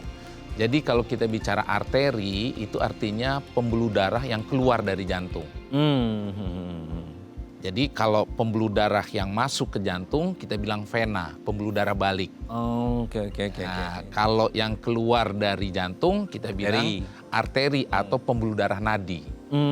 Karena dia berdenyut, ikutin irama jantung. Ibarat kata kita megang nadi kita, gini. Iya, itu arteri. Arteri. Oh, baik. Kalau vena enggak, karena dia aliran balik aja, aliran balik ke jantung. Gitu. Nah, definisi perifer sebetulnya adalah pembuluh darah yang di luar jantung, di luar otak. Gitu loh. Jadi luas memang perifer itu, ke tangan, ke kaki, ke usus, ke hati, ke ginjal, ke arah otak, gitu loh. Nah itu makanya kalau kita di bedah vaskuler kita mempelajari pembuluh darah di luar otak, di luar jantung. Spesifik begitu ya? Ya bagian-bagiannya karena beda patofisiologinya tuh beda, ke otak beda, ke jantung beda. Kalau ke jantung tugasnya kardiolog untuk tindakan intervensi ataupun obat-obatannya, untuk pembedahannya cardiac surgeon. Kalau ke otak neurolog, neurologi intervensi, radiologi intervensi, dan neurosurgeon, bedah saraf. Kalau kita yang di luar, kalau bedah vaskuler. Nah perifer ini biasanya kalau kita bicara perifer seolah-olah yang kita bicarakan cuma kaki doang. Tapi secara definisi sebetulnya keseluruhan. Tapi secara umum kalau kita bicara pembuluh darah perifer, yang ke kaki, kayak gitu loh. Iya karena orang pasti kepikirannya kan gitu ya dok ya. Padahal sebetulnya nggak begitu kalau per definisinya. Apakah memang karena prevalensi paling banyaknya di kaki? Ya, Jadi yang paling banyak di kaki dan paling mudah dikenali. Gitu loh. Itu yang emang kenapa banyak sekali, apalagi dengan gaya hidup sekarang. Gitu loh, dengan gaya hidup. Dan angka harapan hidup kita juga. Angka harapan hidup kita makin lama, makin tua, resiko kena penyakit pembuluh darah perifer juga jadi lebih besar. Selain gaya hidup tadi. Gaya hidup itu maksudnya gimana dok? Maksudnya kalau gaya hidup orang sangat subjektif sekali, kayak enggak dok, saya kayaknya biasa aja gaya hidup saya gitu ya. Gaya hidup itu apakah dari apa yang jadi oral intake jadi dikonsumsi atau sesimpel kayak you sedenter ya gitu, nggak pernah olahraga ya gitu, atau gimana? Gabungan itu semua. Jadi mulai dari aktivitasnya, kemudian konsumsinya, Semua ya berarti ya? semua bergabung. Walaupun tadi ada unsur herediter, ada unsur bawaan. Oh, turunan ya. Jadi ada yang dibawa sejak lahir tapi bukan turunan. Oh. Ada yang keturunan. Kalau keturunan tuh kita bilang kongenital. Jadi ada unsur genetiknya. Jadi kelainan bawaan tuh ada dua. Ada yang unsur genetik, ada yang enggak. Gitu lah. Tapi waktu lahir udah ada gitu. Oh, oke. Nah, tapi sekarang dengan kondisi-kondisi faktor risiko itu untuk membedakan bahwa ini tuh karena kita meskipun tadi perifer tidak hanya di kaki ya dok ya, Iya. tapi karena mungkin banyak yang case-nya di kaki dan kebetulan judul kita hari ini seputar kaki gitu ya, nyerinya itu atau yang dirasakan apa ya bahasanya, gejala klinisnya itu beda antara yang gara-gara ini ada arteri perifer gitu sama yang non arteri perifer. Kan mungkin banyak orang kayak, oh di kaki apa sih biasanya ya, nggak ngerti nih urusannya sama sendi atau pertulangan adalah mungkin asam urat, mungkin orang ada apa dok kayak ya radang atau apa gitu kan ya, rematik kayak apa gitu, osteoartrit apalah gitu segala macam. Nah itu bedanya gimana? Jadi gini, nyeri pada penyakit pembuluh darah perifer ini adalah nyeri karena jaringannya tuh kurang makan. Prinsipnya gitu, kurang oksigen, kurang makan. Kapan dia timbul? Nah, kalau orang normal, dia istirahat cukup. Dia aktivitas masih cukup juga. Nah, itu kan artinya dia normal nih. Mungkin pada satu titik dia lelah. Tapi bukan karena kekurangan makan. Tapi lelah, kehabisan bahan, atau sampahnya numpuk, jadi perlu istirahat dulu biar dia dibuang. Gitu loh. Itu prinsipnya. Nah pada satu titik, sewaktu dia istirahat, waktu dia aktivitas, udah nggak cukup lagi. Tapi waktu dia istirahat, cukup. Itu yang kita bilang sebagai claudicatio intermittent. Jadi istirahat dia cukup, jalan 100 meter, 200 meter mulai sakit. Istirahat sebentar, ngalir lagi bagus, hilang lagi sakitnya. Dia pakai jalan lagi. Nah itu awal tuh claudicatio intermittent. Berikutnya adalah rest pain. Rest pain itu artinya dalam kondisi istirahat aja dia udah mulai sakit. Tanpa aktivitas fisik Tanpa apapun? aktivitas pun udah sakit. Kalau tadi kan ada aktivitas baru timbul, gitu loh. Kalau ini tanpa aktivitas pun udah sakit, yang kita bilang rest pain. Rest pain derajatnya juga mulai dari yang sakitnya nggak terlalu sakit sampai yang sakit hebat. Pada satu titik dia kekurangan makanan, ya kematian jaringan, yang kita bilang sebagai gangren. Nah, jadi bisa sampai mati karena nggak dapat cukup aliran. Gitu loh. Jadi itu gradingnya seperti itu. Mulai dari yang normal, kemudian claudicatio intermittent, kemudian rest pain atau nyeri dalam kondisi istirahat sampai timbul gangren, kematian jaringan. Timbul koreng nggak sembuh-sembuh atau apa. Diikuti dengan rasa nyeri yang hebat. Kasarnya di sini mati, di sini 3/4 mati, di sini setengah mati, di sini 1/4 mati, di sini baru sehat. Jadi semuanya berasa tuh. Mulai dari gangrennya, sampai nyerinya, sampai akhirnya kalau nyerinya udah hebat, sarafnya rusak, hilang nyerinya kan. Betul. Tapi yang di sini yang setengah mati masih sakit sarafnya. Karena masih kerasa Yang ya. 1/4 mati masih sakit lagi. Nah itu jadi luar biasa sakitnya. Saya banyak pasien-pasien saya datang yang nyeri seperti ini tidak terdiagnostik sampai bilang 2 bulan saya nggak bisa tidur dok. Ya Allah. Jadi luar biasa siksaannya tuh. Dan biasanya udah usia lanjut, udah ini bingung semua kan, gitu.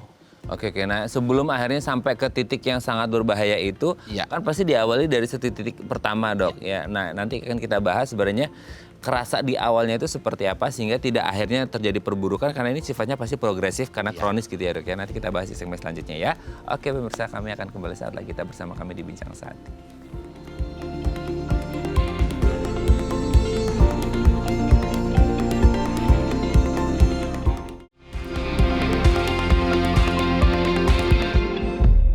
Baik, Anda masih bersama kami di Bincang Sehati dan kita masih membahas tema kita hari ini penyakit arteri perifer. Kalau Anda punya pertanyaan seputar tema kita hari ini, boleh ya tanya-tanya di 021-290-3244 atau di Instagram kami di @bincang-sehati.tv. Kita masih bersama dengan Dr. Raden Soehartono, SPB, dokter spesialis bedah, subspesialis bedah vaskuler dan endovaskuler konsultan dari Rumah Sakit Premier Jatinegara, Jakarta. Oke dok, kita lanjut lagi.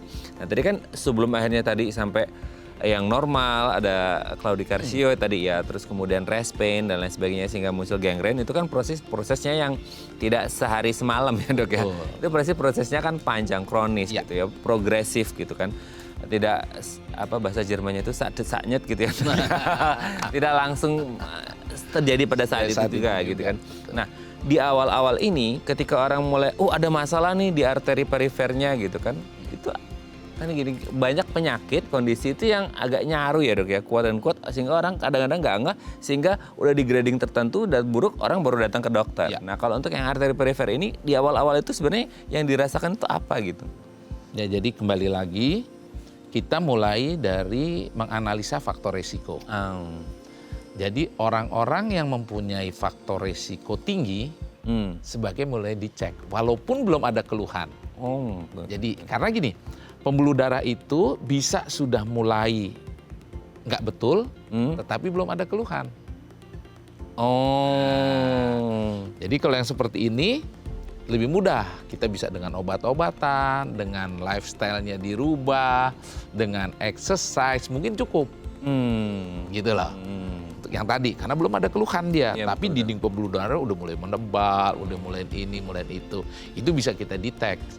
Misalnya dengan USG, dengan CT scan, itu bisa kita lihat semua. Gitu. Nah berikutnya adalah, jadi pertama faktor resiko. Orang yang mempunyai faktor resiko harus screening kesehatan. Karena penanganan di awal tuh jauh lebih bagus hasilnya. Lebih mudah, lebih murah, dan outcome-nya bagus. Gitu loh. Nah, kalau yang sudah mulai tadi keluhan nyeri tadi, nyerinya tuh khasnya itu tadi yang kita bilang sebagai claudicardio di awalnya. Dia diem nggak ada apa-apa, tapi kalau jalan 100 meter udah mulai nyeri, udah mulai ini. Tadi istirahat sebentar hilang lagi. Kalau orang radang kan biarpun istirahat tetap aja sakit. Denyut ini apa sih, kalau dia nggak istirahat dia hilang. Gitu loh, bedanya di situ dengan penyakit yang lainnya gitu. Penyakit sendi. Sendi kan biarpun dia duduk digerak-gerakin begini aja udah sakit dia. Betul. Gitu. Beda kalau ini berhubungan dengan exercise. Gitu. Jadi exercise yang tertentu dia akan kekurangan oksigen, di situ mulai timbul nyeri. Nah pada satu titik yang kayak begini kita lihat lagi, sebagian besar yang claudicardio intermittent ini tidak perlu tindakan juga, cukup dengan obat-obatan, dengan lifestyle itu udah cukup. Kecuali yang terkena pembuluh darah besar. Aorta, di daerah iliaka, di daerah panggul, atau di daerah paha. Ini kita betulin. Karena apa? Kalau kita betulin pembuluh darah itu, kita nggak cuman sekedar, ini udah bagus nih. Enggak. Tapi long term-nya seperti apa? Jangka panjangnya.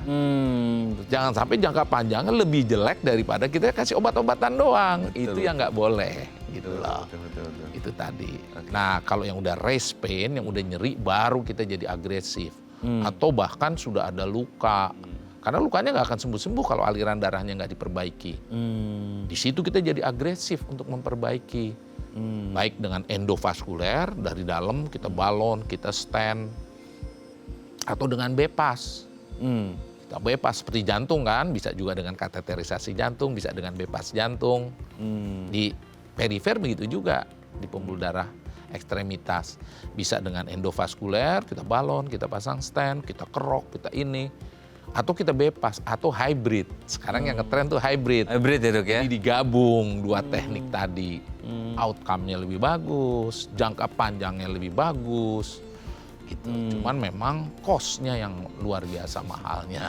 Kalau kita bicara pembuluh darah memang cost-nya Lumayan. mahal sekali. Mahal sekali, bukan cuma sekedar lumayan. Oke. Mahal sekali. Mahal sekali ya. Tapi gini, Dok, kalau gini, kan kadang-kadang ya, meskipun sudah dijelaskan, oh nanti mulai agak nyeri ketika beraktivitas, atau even yang respen gitu, yang nggak ngapa-ngapain juga kerasa sakit gitu ya. Masalahnya tuh kadang-kadang orang kita kan kebal-kebal ya, Dok. Nah, artian gini, kebal itu artian bebelnya gitu. Tapi dalam arti medisnya itu kayak pain tolerance orang mungkin agak beda-beda gitu, Dok. Kayak untuk sebagian orang yang kayak gini, ini masalah gampang lah gitu. Apalagi untuk mereka yang mungkin aktivitasnya berat harian gitu. Atau yang sesimpel orang yang suka rebahan gitu ya, PW-an gitu. Itu kayak sedikit aja kayak sakit banget. Nah, itu untuk merasakan bahwa itu benar-benar painful-nya itu kan karena pain tolerance orang beda-beda, apa Dok? Maksudnya udah mengganggu kenyamanan hidup atau gimana?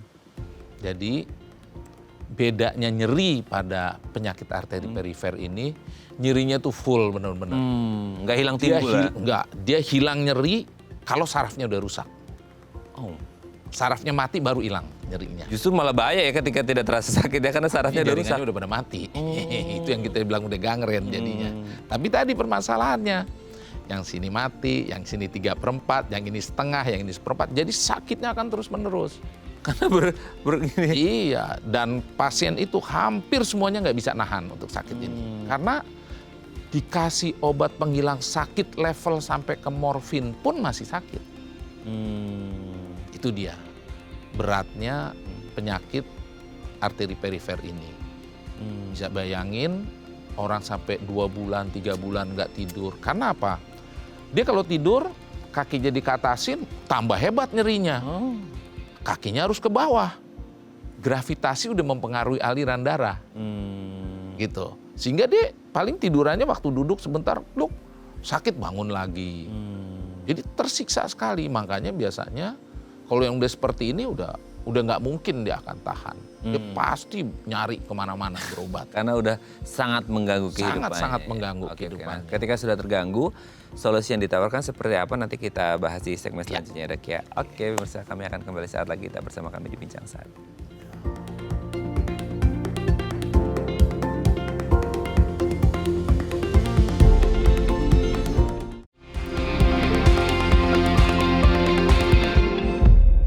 Baik, Anda masih bersama kami di Bincang Sate dan kita masih membahas tema kita hari ini seputar penyakit arteri perifer. Kalau Anda punya pertanyaan seputar tema kita hari ini, boleh ya tanya-tanya di 021-290-3244 atau di Instagram kami di @bincangsaat.tv. Kita masih bersama dengan Dr. Raden Suhartono SPP, dokter spesialis bedah, subspesialis bedah vaskuler dan endovaskuler, konsultan dari Rumah Sakit Premier Jatinegara, Jakarta. Oke, Dok, sebelum kita lanjut, ini ada DM Instagram, saya bacakan dulu ya. Ini dari Mbak Erika. Dok, kaki saya itu sering nyeri, terutama kalau udara lagi dingin atau setelah mandi. Biasanya saya balut dengan shawl atau dengan ngolesin minyak kayu putih. Ini termasuk penyakit arteri perifer atau enggak? Oh, ini identiknya pas udara dingin atau habis mandi dengan suhu yang agak rendah atau gimana nih, Dok? Ya jadi gini, suhu rendah itu membuat pembuluh darahnya tuh lebih mengecil, yang kita bilang vasokonstriksi. Sehingga kalau kita bicara pembuluh darah perifer, alirannya makin sedikit. Resiko sakitnya tinggi. Makin besar. Makanya begitu dia dibungkus, diangetin, dia lebar lagi. Alirannya cukup. Jadi kalau yang ada keluhan seperti ini sebaiknya kita periksa. Yang minimal itu dengan USG. Dengan USG bisa kita lihat karena ada penyakit yang pembuluh darahnya tuh sensitif. Sensitif begini. Begitu dapat kena dingin dia langsung mengecil. Sehingga alirannya kurang sakit. Nah itu nanti harus dengan obat-obatan kita jaga supaya dia nggak terlalu sensitif. Gitu loh. Kena udara luar dingin dia langsung mengecil sehingga langsung nyeri. Gitu. Itu yang harus kita evaluasi betul kalau ada keluhan seperti itu. Itu khas banget, Dok. Maksudnya untuk mereka-mereka yang sering karena udara dingin pasti ada masalah di pembuluh darahnya. Khas nggak sih? Sering nggak? Maksudnya semuanya, tapi sebagian besar itu. Ya, itu yang kita bilang sebagai Raynaud disease. Itu begitu dia dapat udara dingin, sensitif, dia langsung mengecil sampai pucat sekali. Sampai nyeri. Nah, kalau udah terlalu lama berulang-ulang begitu, si pembuluh darah udah cenderung kecil, nggak cukup makannya. Mulai ada kematian jaringan. Jadi bisa mati jaringannya karena pembuluh darah yang mengecil atau spasme itu yang kita bilang. Makanya harus kita evaluasi betul. Apakah memang karena pembuluh darahnya atau faktor yang lain. Oke, Gitu loh. tetap harus diperiksakan ya. Harus diperiksa. Kalau yang Oke. seperti harus diperiksa. Betul, semoga ini bisa menjawab pertanyaan Mbak Erika ya, supaya tidak terganggu terus ya, habis Betul. mandi atau lagi cuaca dingin, nggak mungkin ditutupin shelter terus kan, Iya. gitu ya. Harus ada Jadi nggak bisa pemeriksaan ya. jalan-jalan nanti ke udara Iya, dingin. betul ya, apalagi ini masuk musim liburan lagi mau Iya. lebaran ya. Oke dok, kita lanjut lagi ya. Nah, tapi sebenarnya gini dok, kan tadi ya sampai disebutkan ada respen sampai gangren itu sebelum kita ke pengobatannya. Kalau koreksi saya kalau salah, biasanya itu kalau ada masalah persarafan itu sifatnya irreversible, betul nggak sih? Kalau akhirnya kayak mati jaringan sarafnya, ya udah akan mati. Yang mengikuti tadi ya, ini udah full, ini yang tinggal 3/4, ini tinggal setengah, ini tinggal 1/4, ini lama-lama ya sampai 1/4 juga mati dan akhirnya ya udah nggak akan bisa kembali seperti semula atau Iya. gimana? Jadi saraf itu kalau mati nggak bisa betul lagi. Satu. Kedua, kalau dia rusak, proses perbaikannya tuh lama sekali. Makanya kalau orang stroke kan Oh, recovery-nya ada lama yang ya? itu. Recovery-nya lama sekali dan biasanya dikompensasi oleh saraf-saraf yang lain aja. Saraf yang rusaknya sendiri nggak bisa kita perbaiki gitu loh. Itu yang harus kita hati-hati, makanya salah satu tanda dia kekurangan makanan adalah tadi nyeri. Sarafnya sensitif, nyeri gitu loh. Itu artinya kita harus sudah agresif begitu nyeri gitu, apalagi sampai kematian jaringan tadi kan. Tapi kalau di Casio masih bisa kita manipulasi gitu. Nah, saraf ini permasalahannya adalah mungkin aja jaringan lainnya masih hidup, tapi sarafnya udah rusak, udah mati, sehingga nggak fungsi lagi tungkainya. Dipakai juga susah, ini susah. Mungkin lebih baik dia pakai kaki palsu, kasarnya seperti itu, daripada dia ada kakinya tapi fungsinya nggak betul. Dengan kaki palsu mungkin akan lebih bagus, sampai seperti itu gitu loh. Sampai di tahap- Gambarannya. Iya, karena saraf itu penting sekali sebagai sensor, sebagai penggerak, sebagai ini. Begitu dia rusak, udah susah gitu. Tapi bisa di stop nggak sih? Maksudnya kayak di stagnan di posisi itu aja nggak, tidak ada perburukan lebih gitu? Atau Ya, tetap aja akan perburuk karena memang tidak terkontrol dengan baik atau belum ada penanganan? Jadi kalau nggak ditanganin pasti akan terjadi perburukan terus. Masalahnya perburukannya ada yang landai kalau misalnya kita minum obat benar, gaya hidupnya dirubah. Tapi kalau ini masih terus bisa drastis gitu loh. Nah, perbaikan ini adalah kita memperbaiki pembuluh darahnya. Dengan harapan dia perbaikan juga karena makanannya makin baik sehingga dia akan membaik. Makanya kalau kita ngebetulin pembuluh darah, nggak cuma sekedar saat itu bagus, tapi kita bicara long termnya seperti apa. Apalagi kalau pasiennya masih muda gitu loh, harapan hidupnya masih panjang. Itu kita harus lebih hati-hati lagi, karena kita harus mempertimbangkan yang kita kerjakan ini bisa panjang nggak nih bertahannya, gitu loh. Beda misalnya, paling ini umurnya 1-2 tahun lagi karena usianya, karena penyakit-penyakit lainnya juga udah banyak. Betul. Kita hanya memperbaiki, yang penting dia nyerinya hilang. Yang penting dia sembuh. Nanti kalau dia sakit lagi, korengnya sembuh. Kalaupun sakit lagi ya mungkin udah meninggal karena penyakit lainnya, kasarnya seperti itu. Jadi diselesaikan by simptomnya aja ya. Ya. Apa yang dirasakan itu diobatinya gitu ya dok ya. Oke, kita belum ngomong pengobatannya, nanti kita lanjut di segmen terakhir ya dok ya. Oke, pemirsa, kami akan kembali saat lagi, kita bersama kami di Bincang Saat.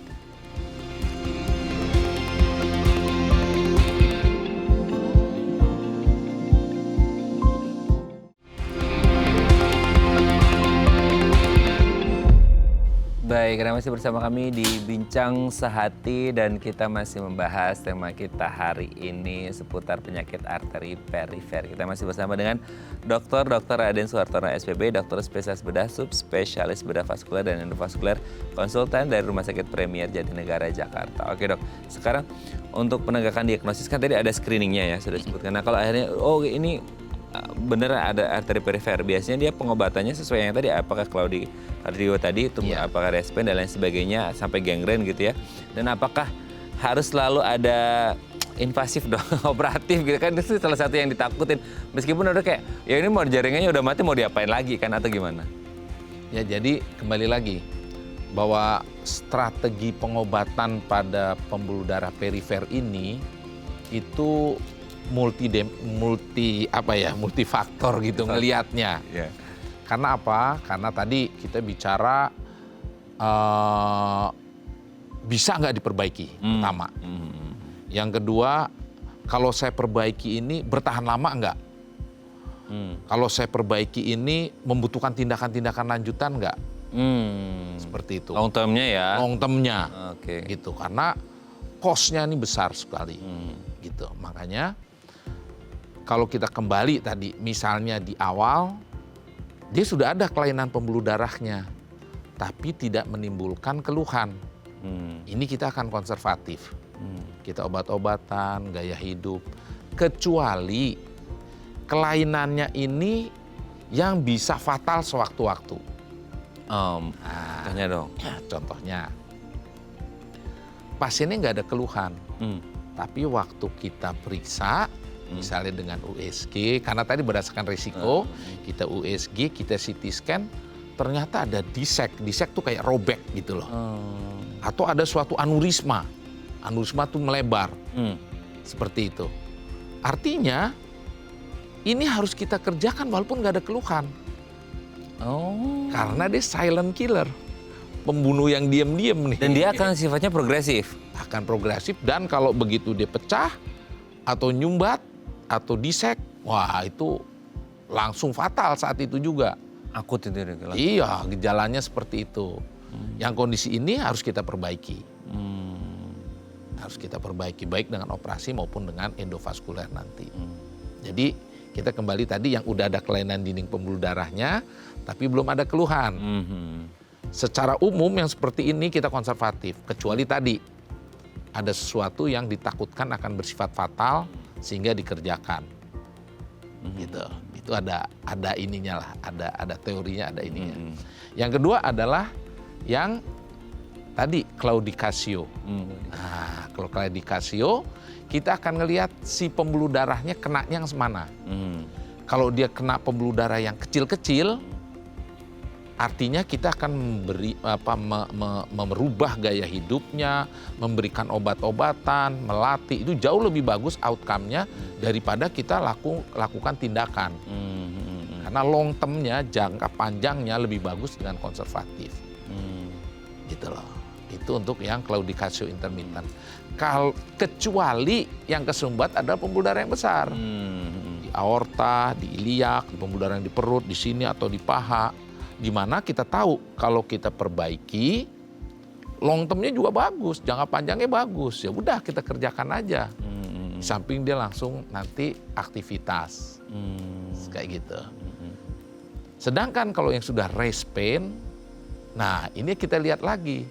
Kalau rest pain-nya mengenai yang kecil-kecil, mungkin dengan obat-obatan dengan itu masih ada perbaikan. Tapi kalau rest pain-nya kena pembuluh darah yang udah besar, kita harus kerjakan. Kalau udah gangren harus dikerjakan, baik itu dengan tindakan endovaskuler maupun bypass. Gitu. Oke.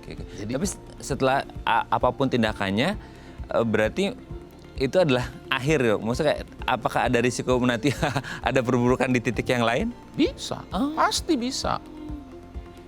Makanya kan nggak ada orang habis operasi jantung, habis kateterisasi jantung terus aman, nggak bakal kena lagi. Jumawa gitu ya? Nggak ada. Orang stroke, habis stroke bisa kena stroke lagi berulang. Itu bisa diantisipasi dengan ya tadi yang konservatif nggak? Maksudnya dengan pola hidup yang lebih baik? Ya, itu jadi gini.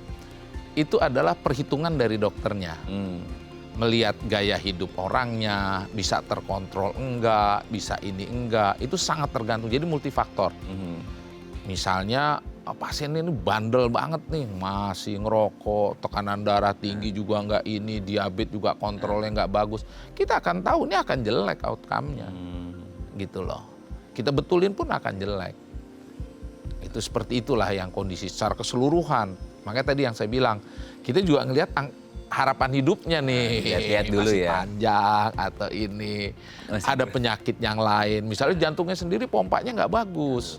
Nah itu kan kita harus, ya kan aliran darah karena pompa jantung. Kalau pompa jantungnya nggak bagus, kita betulin alirannya doang percuma juga. Betul. Nah itu Lihat-lihat case by case gitu ya dok ya. Betul. Karena setiap pasien mungkin penyakitnya sama tapi kondisi dan background riwayat kesehatannya juga beda-beda. Beda-beda. Oke, terima kasih dokter Tono. Hari ini kita mendapat banyak ilmu. Mungkin ini tidak begitu populer di bagian orang meskipun sebenarnya penyakitnya banyak terjadi. Orang Banyak mungkin nggak sekali. ngerti gitu ya dan harus diantisipasi dari awal supaya tidak terjadi perburukan yang lebih memburuk lah ya supaya bisa ditangani dari awal. Terima kasih dok. Sehat terus. Salam untuk keluarga di rumah dan teman-teman di Rumah Sakit terima Premier kasih. Jatinegara. Selamat pagi. Oke pemirsa, itu tadi perbincangan kita dengan Dr. Tono. Semoga bermanfaat ya. Dan jangan lupa untuk terus menyaksikan konten-konten inspiratif kami di platform The Eye Plus. Saya Raden Matya Samit. Sampai jumpa dan selamat kembali beraktivitas di hari Selasa yang indah ini. Ingat kalau Anda punya keluhan di sekitar kaki Anda nyeri, segera periksakan ke dokter terdekat. Terima kasih, sampai jumpa. Terima kasih dok.